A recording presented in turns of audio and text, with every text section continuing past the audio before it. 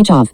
Hi guys, welcome back to my channel. So I'm here to do my mid-month wrap-up. I've read a lot of books so far this month, and I'm already on a roll for the second half of the month. Although, to be fair, a lot of these, a good majority were middle grade for both halves of the month. Middle grade May, and, I'm not really following any particular path for middle grade May. I'll tag the hosts for that in this video. I think it's Storm Reads, Lizzie Faye Loves Books, and I'll figure it out. You'll be tagged in this video, regardless. But, yeah. So, I'm reading a lot of middle grade. I just wasn't interested in any other particular paths. I just want to read what I want to read in middle grade. So, anyway. So, we'll just get started. I actually did a lot of series, too. Like, books and series. So, I may not be able to talk about all of them. So, I'm kind of just going to go through the series that I read. But, let's first do the first single book I read. Which was, The Room on Ruamali by Kristen Harmel. I heard about this one first from Krista from Books and Jams. And then, I think her name is Jen. I hope. The Bookish Blonde is her YouTube name. Excuse me if I forgot your name. I've been subscribing to a lot of channels lately, and I cannot always remember people's first name versus their YouTube name. My name is Paola, by the way, in case any of you care. Anyway, I just kind of realized I never say my name. Anyway, whatever. I gave this one 4 stars. I'll read the description. When newlywed Ruby Henderson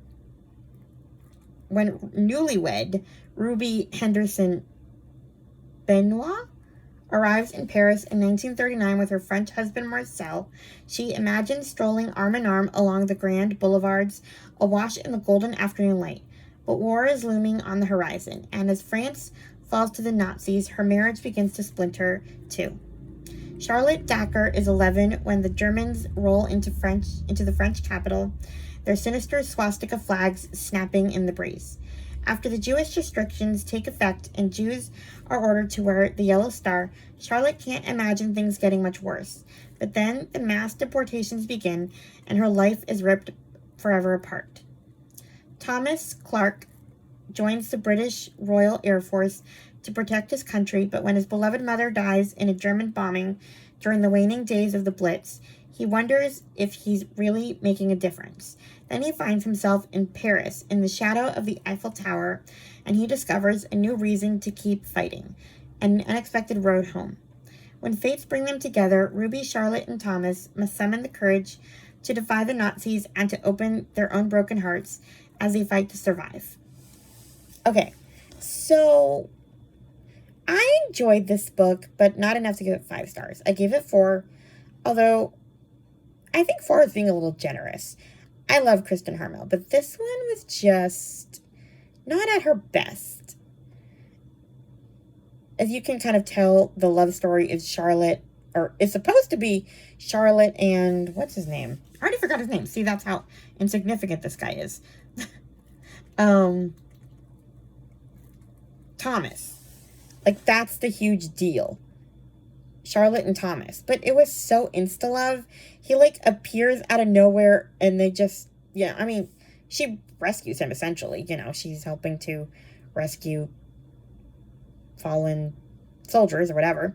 And it's, total insta-love. And then it's, all of a sudden, she's, the one person in the world he can't stop thinking about. And I'm not going to tell you how they end. But it was just not enough development for me to fall for this love of the ages love story, I guess. Whereas I actually think that Charlotte actually had the better love story. You actually see her and her guy meet, and when she's in the resistance and all that. It's amazing. Her love story is way better than Ruby's. So, I don't know. I did enjoy it, though. I did like where it went. And I enjoyed Ruby and Charlotte's relationship, too. But it was more about them than about Thomas and them. I thought it was going to be the 3 of them become a family, and it didn't end up being quite like that. So, yeah, I just thought it was a little too insta-lovey, and I didn't really believe in it too much. And I think I like the other love story better, which wasn't even mentioned in the synopsis. So I don't know. Krista didn't love it that much either. When she talked about it, I think she read it for Historathon last year. I think Bookish Blonde liked it more. I feel weird just calling you the Bookish Blonde. Anyway. Yeah, those are my thoughts on the book.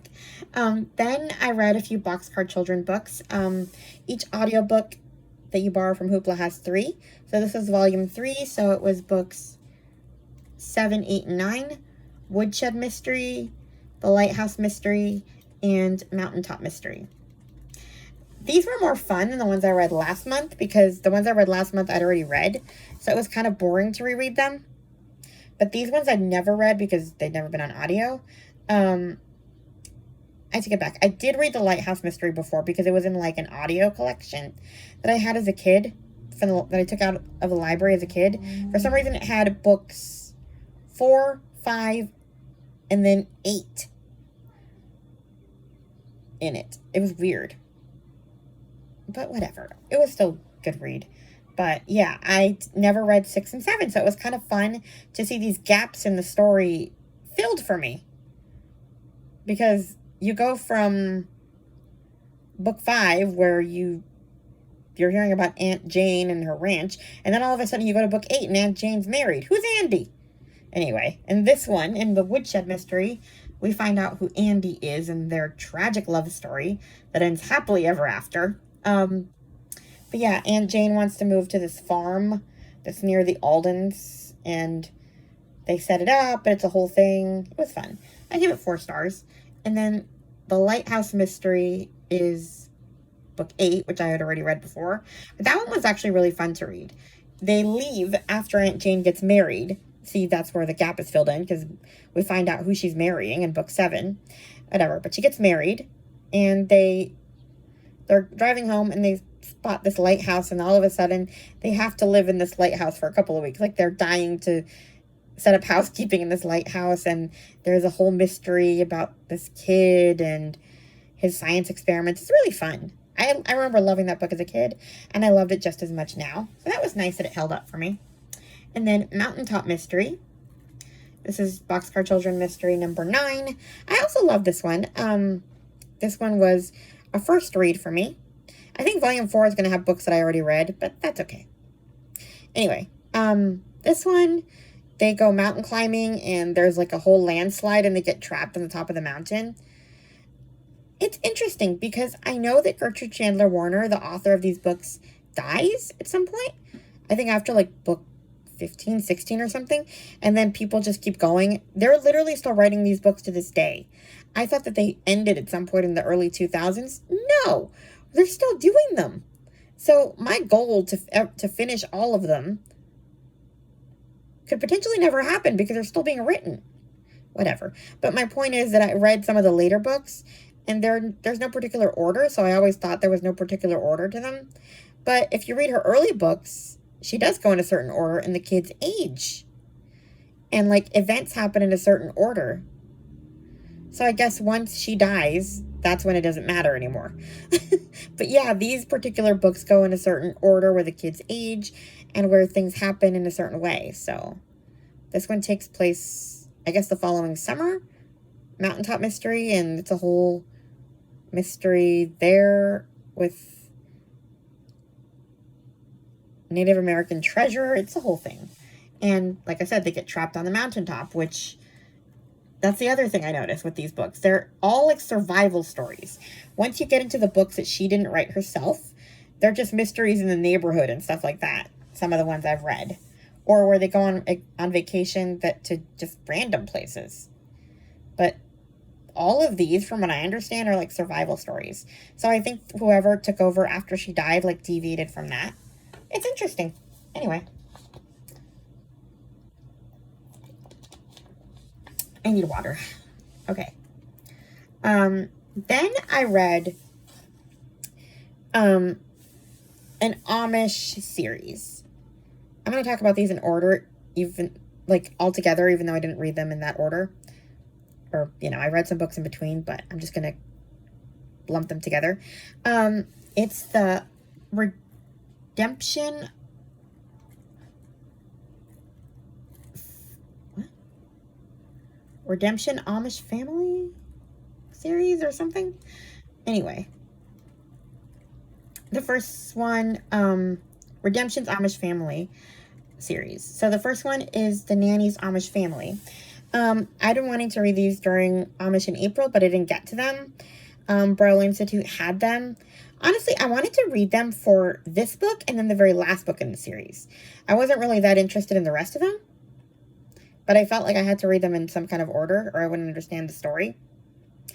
So yeah, the first one lived up to the hype. This one was really good. It's The Nanny's Amish Family, and it's by Patricia Johns. I forgot. So this guy finds out that he has a daughter. Well, actually, it sounds like he already knew that he had a daughter, because during his Rumspringa, he was messing around with an English woman, like non-Amish woman, and she got pregnant, and she basically said, I don't want anything to do with you, and because the Amish were pacifists, he couldn't religiously, because he wanted to go back to the Amish, and she was like, if you're doing that, we're not raising this kid together. And because they're pacifists, he didn't fight back. Like, you don't go to court and fight for your rights. You don't fight for anything. God will fix it so you can see your kid. And I guess God did fix it for him to see his kid, because Mama dies when Rue is 4 and he gets custody automatically without having to fight for it, because there's no other family. So then it's all about her adjustment period to being Amish and kind of losing her Englishness. There's a whole fight about keeping her English clothes, like he wants to make her Amish immediately. And the love interest in the book, the nanny, the school teacher, Patience, she basically is, she wants a family, and, she can't have kids. I won't tell you why. But, she wants to, well, she's a teacher, and she becomes their nanny before the school year starts so that she can kind of help Rue adjust to this new environment. And so the love blossoms from there. But it's really interesting. Like, I don't know. It made me think a lot. Like, I kind of want a story about what if Rue's mother had lived and they had to co-parent. How in the world would you co-parent that way? Like, I kind of understand why Rue's mom was like, okay, if you're going to be Amish, you can't raise my kid because they're completely different lifestyles. How would you do it? You go watch TV in one house and then you go to the other one when you don't get TV? Like, can you imagine the fights? Like, between households? As it is, kids try to mess with the different house rules and stuff. And then you have... Anyway, my point is, it would have been interesting if they had gone that route. But also, like, I don't know. I think I'd take a little bit of issue with the fact that, once I got older, if I was Rue, like, my religion said I wasn't allowed to fight for you, so I didn't see you and I didn't try. I don't know. Maybe because I'm not Amish, I would take issue, and she wouldn't. I don't know. But that kind of bugged me a little bit. Like, the idea that they're so, like, pacifistic that they can't even fight for their kids. I get not going to war, but you're never going to see your kid. I'm pregnant. Bye. Sounds good. Anyway, but I did really enjoy this book. It was a really interesting concept to, like, see them become a family. Then the next one was A Precious Christmas Gift. They go downhill from there, the books. I gave that first one 4 stars. It was great. But again, they go downhill. The rest, I'm pretty sure I gave all 3 stars. So this one was about, actually, it was one of his brothers who meets up with this woman who is 9 months pregnant and about to give up her kid for adoption. And they fall for each other, and you can guess the rest. It was 3 stars. It was fine. Wife on His Doorstep, also 3 stars. This one was annoying because I should have given this 2 stars. I gave it 3 just to be generous.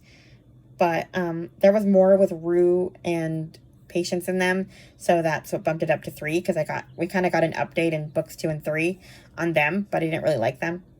Like the book itself, other than the stuff about Rue and Patience and Rue's dad. I already forgot his name. Whatever. But this one was about another one of the brothers. He was married, and his wife left because, like, they couldn't get along, and she was too... Honestly, she actually would have been better not being Amish, because she was, like, so into the you will not boss me around. She shouldn't have gotten married in the first place. So I actually don't think they should have worked out, even though, you know, it's a romance, so they do. That's why I gave it a low rating, because I felt like they were completely incompatible with each other. Like, it was bad. Anyway, yeah. She basically left him for, like, a decade. You're not allowed to divorce, so basically all she could do was leave and just stay married, and neither one of them could move on. I don't know. Anyway, so she comes back to get some paperwork, and then she finds out that his mom is dying, and the mom is trying to matchmake them together, and I'm like, don't you understand? They're a terrible match. Anyway, it was bad. Then Snowbound with the Amish Bachelor. This is book 4. What did I gave this 3 stars too. Yeah, all of them got 3 stars. This one I liked even less. I don't know. It was just too much romance for me. The social worker who was formerly Amish, hears about an abandoned baby at an Amish farm, and she goes there, falls in love with the bachelor who lives there, and that kind of goes into book 5, which is the other one that I wanted to read, where it's called Blended Amish Blessings. And this guy finds out he has a daughter and a granddaughter. And the baby from book 4 is the granddaughter in book 5. If that makes sense. Like, this Amish girl abandons her baby, changes her mind, and in book 5, she meets her dad and he meets his daughter and granddaughter. So, yeah, those books kind of go together, but I didn't really love them. In book 5, I wanted to see more of the father-daughter bonding and the granddaughter and, like, all of that. I thought that he would have them living at his house and it would be mayhem. But she's actually living with her grandmother most of the time until he and his love interest tie the knot. And you see him, like, visit her, like, 2 or 3 times, and the rest of it, he's kissing his girlfriend. So, I was just not happy. Anyway, so yeah, it wasn't a great series. Except for the first book. But I'm glad I read it, because they were available through Braille Institute. Now for a book I did love. A Love Discovered by Tracy Peterson. Okay, did I not write down the rating? Whatever, I'm sure I gave it 5 stars. I heard about this one. Well, Katie from Paperbacks and Ponytails read it. And, I'm sure that, what's her name? Lou from Christian Faith and Fiction probably brought it to her,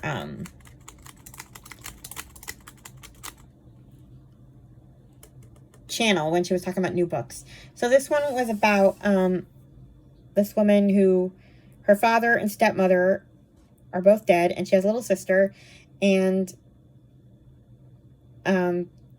this reverend, preacher, whatever, religious guy wants to take her little sister away from her because, I mean, essentially speaking, she doesn't have any money. Like, we're talking like 1800s type living where you don't have you're a woman. Ugh, that sounded so bad. I'm not trying to be like sexist, but yeah, you're a woman. You don't work. You They're supported by a man. So her best friend, who just lost his wife and child, says, I'm never going to get married and have kids again because my wife died in childbirth. So I'm never doing that again. So they basically have a marriage of convenience, and it goes on from there. They move to, I forget where exactly, but it's basically a very rural area to, like, civilize it, I guess. And yeah, it kind of goes from there.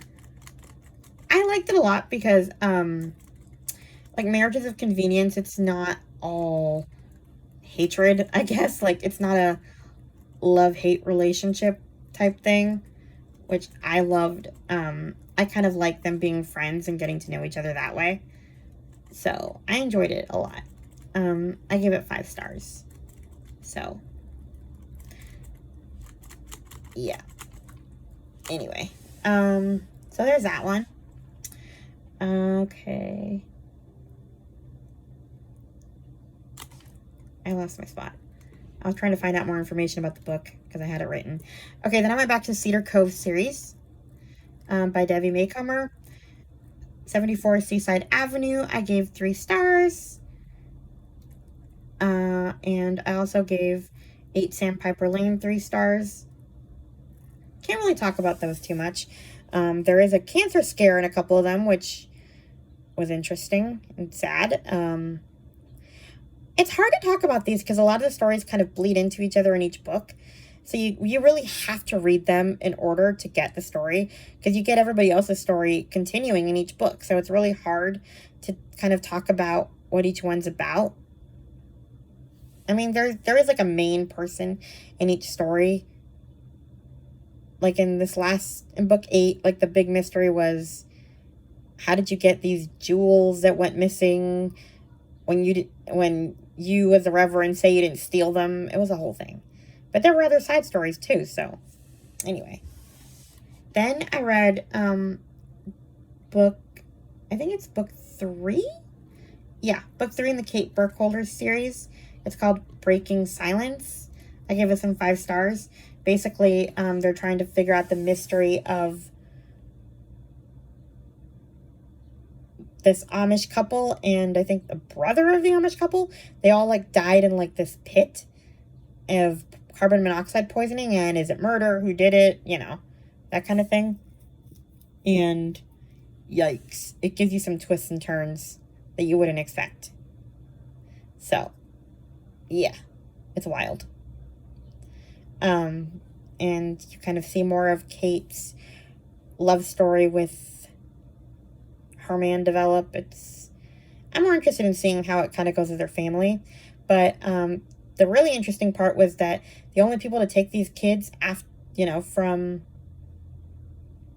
once their parents die is a brother who was basically an uncle who was estranged because he was shunned because he wasn't Amish. So, like, the community's pretty upset. So I'm kind of curious to see the fallout of that in the next book. I'm probably going to read it soon. Anyway, then I read another Amish series that I wanted to read that I didn't get to last month. The first one's called Ties That Bind. It's by Cindy Woodsmall. Basically, it's the Amish version is switched at birth. Ariana and Skylar were switched at birth. Brandy was Ariana's mother, and Skylar was supposed to be in the Amish family, and they got switched because there was like a fire, and the babies got put in the same bassinet when they were like taken out of the fire, and so the midwife basically accidentally gave them the wrong babies during the hurry, and yeah, it goes on from there. Like, the kind of sort of love interest with Ariana's really the one whose life is really turned upside down because she's like super devoted to the Amish, and then she finds out she wasn't even supposed to be Amish, and she gets sent. It is wild. She gets sent to live with her birth family for a year because basically birth dad was like, either you come and try out the American English life, or we press charges on the midwife who did this to us, because I really want to press some charges and you're not going to. Like, and Ariana did not want the midwife to get in trouble because she's nice and all that, and they don't fight back and they'd have to go to court. So she agreed to live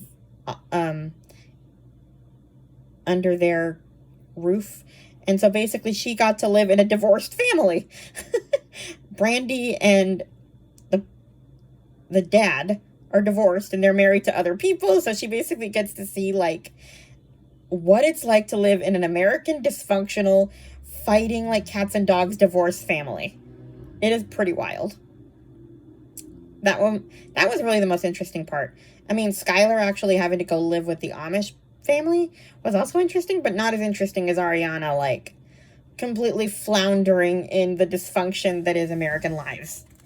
Anyway, yeah, it was a great series. So, Ties That Bind, then it's Fraying at the Edge, and then it's Gathering the Threads. All 5 stars. Yeah, it was great. There was also a lot of, like, talk about whether you should be helping the Amish leave, because she has a friend named Quinn who, or kind of a frenemy, I guess, throughout the whole story, because he basically left, taking her best friend with him. He left the Amish and everything, and so but he comes back into their lives, basically, because he has to help her, like, adjust to living English, and he's, like, the bridge between the two cultures. So he gets roped into this mess, and yeah.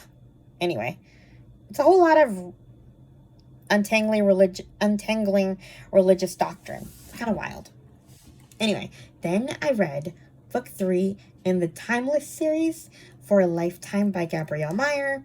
Obviously 5 stars. Everybody's, I don't know if I'm like literally waiting for book reviews on this one. I'm not going to talk about it at all because you can't. I'm going to probably do a separate review on it with spoilers, so stay tuned for that. But it was great. Even telling you who the protagonists are would spoil the second book. So I can't talk about it at all. At least I don't think I can. I'm not going to be responsible for spoiling it. Anyway, next, I finally read Christina Suzanne Nelson. I read The Way It Should Be by Christina Suzanne Nelson. I gave it some 5 stars. After years of estrangement, the lives of Sarah Mahoney and her twin sister Eve are suddenly and completely intertwined again. Eve's troubled lifestyle causes the state to take custody of her 2 children and contact Sarah and her husband, asking them to consider foster care. Newlywed Sarah thought she'd finally been given a fresh start and feels wholly unprepared to care for a niece and nephew whose existence she wasn't even aware of. Meanwhile, Eve may have a real chance to start over this time with the help of Tiff Bradley, who's dedicated to helping women everyone else has given up on, after facing a heartbreaking tragedy in her own family. So yeah, that was a really good book. It honestly described it pretty well. You see kind of Eve struggling with her drug use, essentially. You read some of her journal entries and stuff. The way it ends, though, is not how I expected it to end. I'm not going to say anything. It seems super predictable, and then suddenly, bam! A whole twist I wasn't waiting for. I'm pretty sure I heard about this one from Lou from Christian Faith and Fiction in one of her videos when it came out at the time. But I haven't heard about anyone else who's read it. So I know that Katie and Amanda both read her books, but you've read other ones, so yeah. Anyway, then I read More Than We Remember by Christina Suzanne Nelson. I also gave it some 5 stars. One night changes everything for 3 women. When Addison Kilburn's husband is involved in a car accident that leaves a woman dead, her perfectly constructed life crumbles apart. With her husband's memory of that night gone and the revelation of a potentially life-altering secret, Addison has to reevaluate all she thought she knew. Amelia Cruz is a deputy bearing a heavy burden far beyond the weight of her job. Her husband is no longer the man she married, and Amelia is determined to prevent others from facing the same hardship. When she's called to the scene of an accident, pointing to everything she's fighting against, she's determined to see justice for those wronged. Brienne DeMano is hiding from reality. She was thriving as a counselor, but when tragedy struck a beloved client, she lost faith in herself and her purpose. When her neighbors, the Kilburns, are thrust into crisis, Brienne's solitary life is disrupted, and she finds herself needed in a way she hasn't been in a while. As the lives of these women intersect, they can no longer dwell in the memory of who they've been. Can they rise from the wreck of the worst moments of their lives? Yeah. That's pretty apt description. These three women's lives all kind of intersect. Amelia is kind of the cop that gets sent to the scene of the crime. Like, she gets there and she sees the dead body of the woman, and she has to tell the family that she died. The interesting thing is, you don't actually see much of them. You just see the fallout of her death. Like, you don't really get to know the family of, like, her children or anything like that. So you don't get that perspective. So you're not really even thinking so much about the woman and her children. You know, like, the lives they ruined. That's what's really interesting about this book. You almost forget that they're alive, like, that something happened out of this accident. But you do get, like, the fallout for the Kilburn family, because the husband, Mr. Kilburn, basically is the one who crashed into her and killed her, but he has no memory of the accident at all. He doesn't, and, you know, he swears he doesn't have prescription pills, but they found some in his car. Like, it's a whole mystery. And then Brienne is the next door neighbor who kind of ends up helping out the family during the crisis. She starts helping babysit, and she was a therapist, and something happened with one of the kids that she took care of, that she counseled. And so she basically is kind of recovering from that, and that family is sort of helping her recover from that. So, yeah, it was all very, you know, hard, I guess. You know. And so they're all kind of dealing with something, and they all sort of help each other. Only, well, at least Brienne and the Kilburns do. You kind of see them intermingling. Amelia is, like, the bad guy for most of the story, because, like, she has, like, the synopsis says, her husband has some issues because of an accident. And so she feels this kind of very personally. And so she wants this guy, like, essentially locked up and the key thrown away. And she does not really have any empathy for him whatsoever. Like, there's no middle ground for her. So, like, that's how, like, rageful she is. So she kind of has to come to terms with that. They sort of meet toward the end when her daughter and the Kilburn's daughter kind of meet up. Make friends, so to speak, because the Kilburns had just moved in.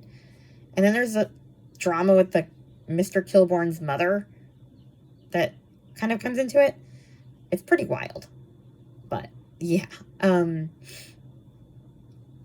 probably said too much about this one, but I don't know. This one was, I think I like this one more than The Way It Should Be. Just because The Way It Should Be seems so predictable. Like, of course, the aunt and uncle are going to take the foster kids. They fall in love with the kids. The only real twisty thing was the end. But, yeah. I loved her book so far. I'm going to read the other two I have this month. I Can't Resist. This is a new auto-buy author.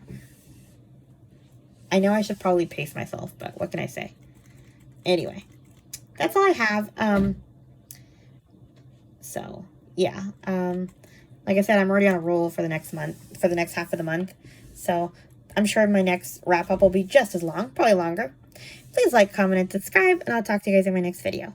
Bye! Stop recording.